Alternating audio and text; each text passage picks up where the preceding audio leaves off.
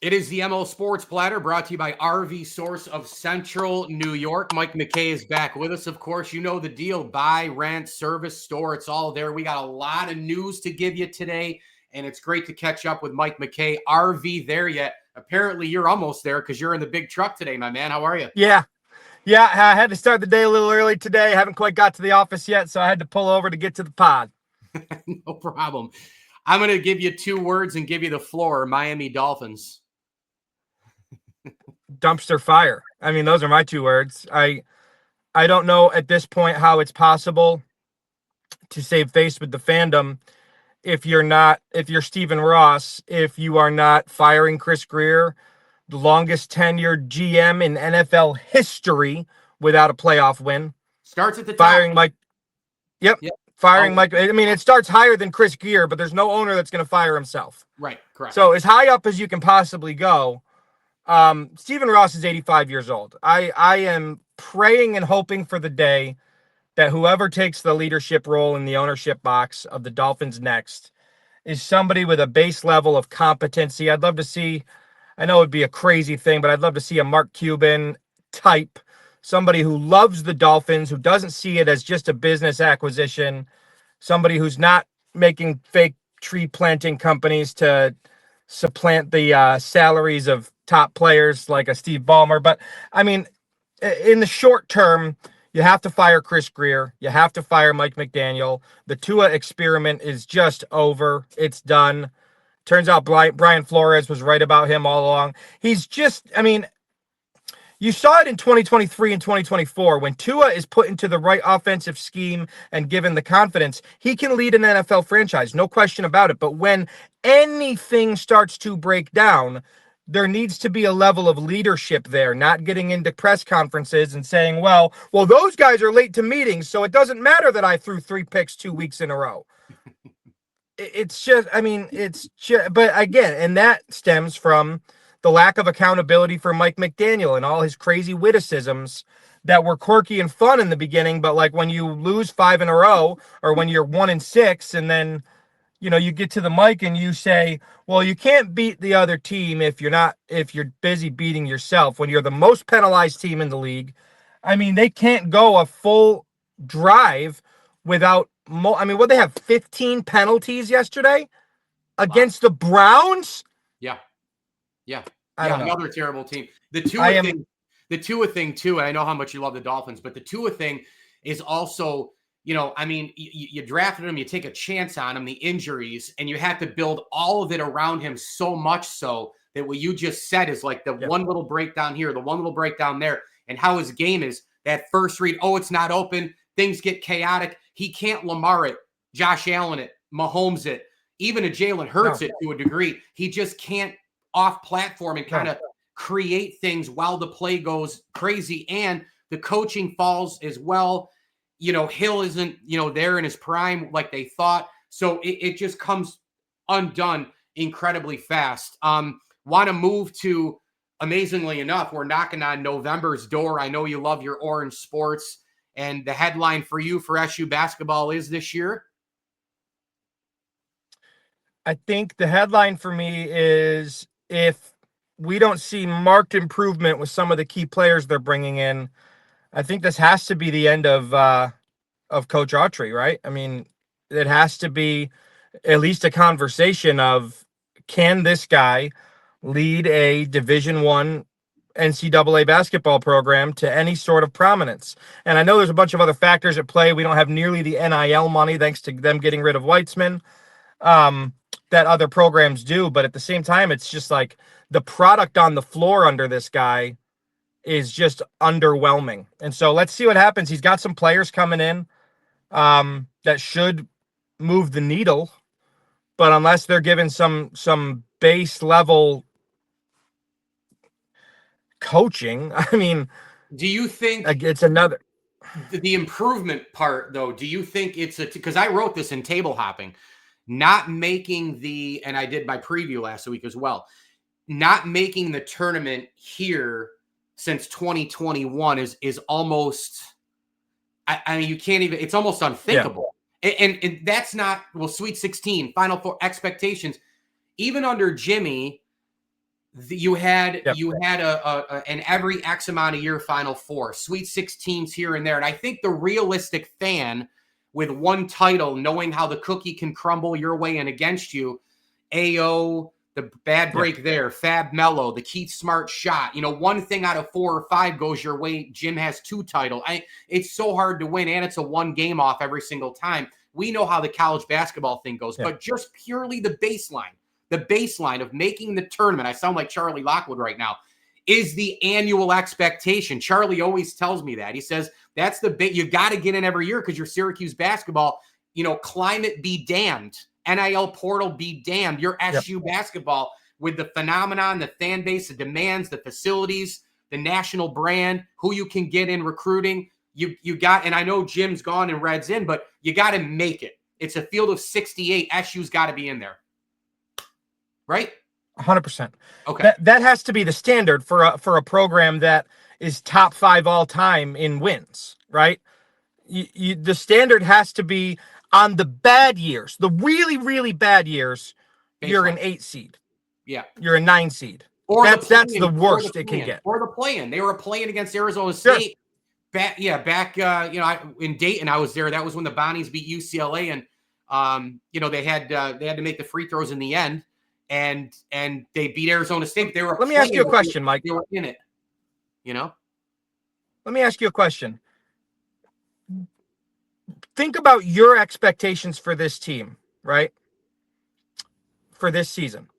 If a genie came down from a magic lamp, walked into your studio right now and said to you, forget the games, forget everything. I'm going to make a deal with you right now. You either take the season as it's going to be, or I can guarantee you a 9 seed. Are you taking the deal? Yeah. 9 seed, so. I'm taking the deal. Yeah. I'm taking the deal because I think when you look at the out of conference, that gauntlet, they got to play in Vegas. They got to deal with Kansas. They got to deal with Houston. Got to deal with Tennessee this year as well, out of conference. Yeah. You got to deal with the ACC gauntlet as it is. The mid-major teams come in and they see Syracuse. They want that win when they come in here. The schedule's tough. You've got guys coming back. I mean, the Freeman comeback is enormous. I mean, he provides us, yes. He can score and rebound, but they've got him, Mike. There's 3 big things with this. Starling comes back. Freeman comes back. I love Nate Kings from Oregon State. I think he's be able to shoot the 3, and they need that shooting. They've got to get 3 things improved from here to here in a hurry. They got to play way better defense. They got to play way better in terms of the rebounding game at both ends, and they've got to have consistent outside threats to allow their playmakers to do more. And I think, having a few, I think Nate George coming in from Georgia Tech is going to take some pressure off of Starling, the shooting of Kings. They've got a rotation at center now as well. But I think those 3 things blended in, they've got, and I know some people are probably like, well, you just mentioned 75% of basketball. Well, maybe I did because last year I didn't see it enough, but those things have to improve. I think Freeman can check the boxes on at least 2 of those. Yeah. Starling upsets me because he's a Baldwinsville kid. My brother and I, as you know, we used to go watch him play in Baldwinsville. Yeah. And me too. I've honestly, I understand it was high school ball, but I've never seen anybody in my life ever shoot the ball in person the way I watched him shoot the ball the many times I've seen him play. It was almost like watching back when Greg Paulus was in high school for CBA. He was 1 step over the half court line and it's just butter. Dang. And then there was that interim period where he didn't go to SU right after high school. And in my opinion, they completely messed him up because he's so timid to shoot now. And when he does, he makes it at 28% because he's just not ever in rhythm and he doesn't think of himself as a score first player anymore. And that was his superpower, at least back when I loved watching him play. I think that the point guard spot can help that a lot. And I think maybe having a stretch guy who can shoot the 3, who can play forward position like Adani, maybe that offense now allows JJ to do more. We're going to close with a couple of haymakers here. First of all, RV Source, the latest on everything that you want to get into. Chase to 100. I know you guys have been putting out a lot of the maintenance options as well. It's toward the end of the year. We're off summer, but you guys are still rolling. Yeah, we've taken in, if you go over and look at our lot right now, we've taken in just an absolutely absurd amount of external service at the end of the season, and I love it to death. It's going to make the race to 100 very November, December reliant. We basically have to move about 12 more RVs between now and the end of the season to get to where we need to be, or to get to where our stated goal was. Yep. I think at the end of the day, at this point, we've gotten, the race to 100, right? We did 29 in our first year. The getting 100, 3Xing our business in 2025 was really like it was almost like Syracuse getting a number 1 seed, right? It was like, what's the wildest thing we could ever imagine possibly occurring this year when we sat down this time last year?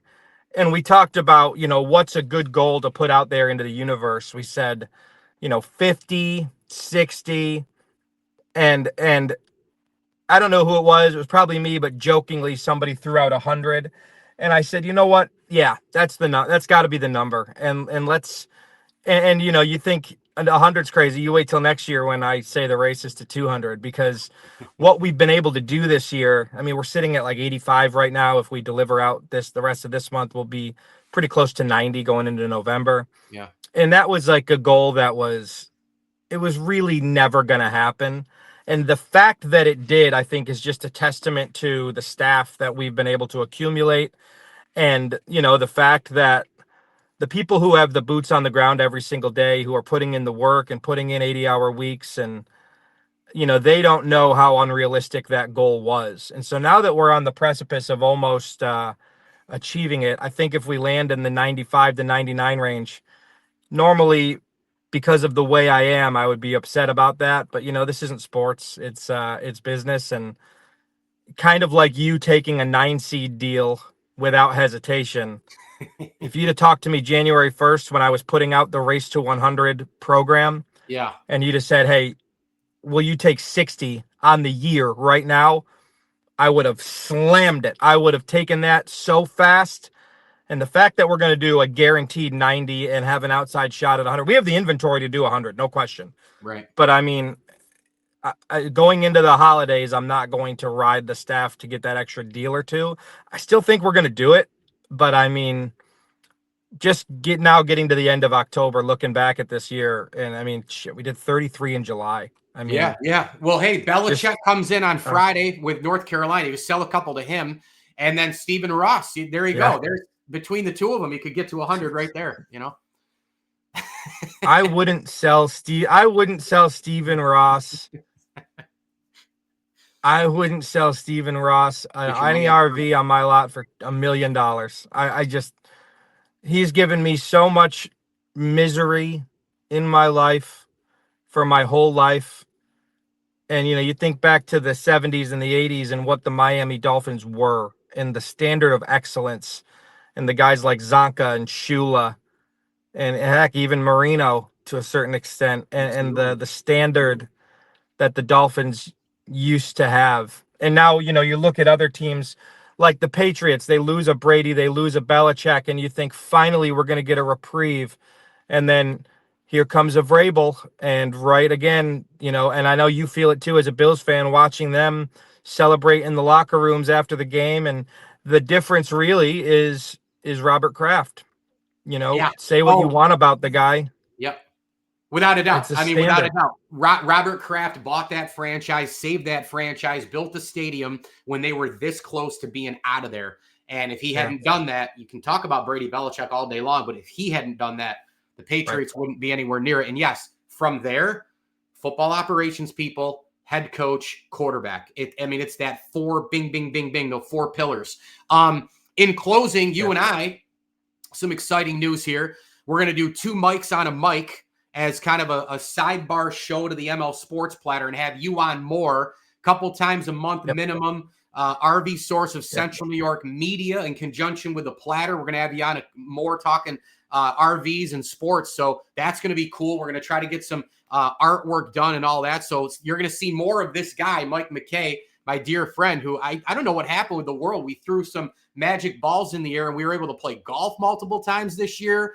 We're happy. Yeah, I don't know. I still think we can get one more in. I really do. Yeah, I do too. Not today, but I think I'm hoping for one more. So that's exciting. And thanks for the support of the show as well. And I look forward to having you on more, my friend. Yeah, 2026 is going to be a special year for everybody, buddy. I know you've been grinding away at your media platform for a decade now, and just seeing the numbers you've been showing me lately, it really feels like you're at the bottom of a spike that is so well deserved. And I'm happy to be a very small part of it, as always, because I love it. RV Source of Central New York. Go get him on the social platforms, and we got to get Mike to 100. Can't wait for that. And hey, maybe if we're at 99, ML Sports Platter will do like a GoFundMe, and I'll buy the last one. You never know. If we get to 99 and it's the last week of December, I'm gonna take You're gonna buy it. I'm gonna take the biggest loss you've ever seen on an RV. I'm gonna sell one that's worth 20 grand for like 5. So stay tuned for that. I'm gonna make when we get to like second week of December, towards the end of December. Yep.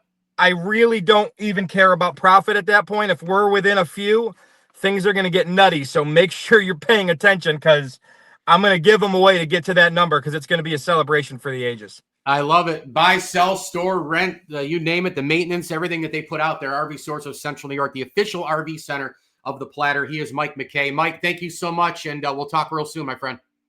Appreciate it, Mike. Take care. Bye.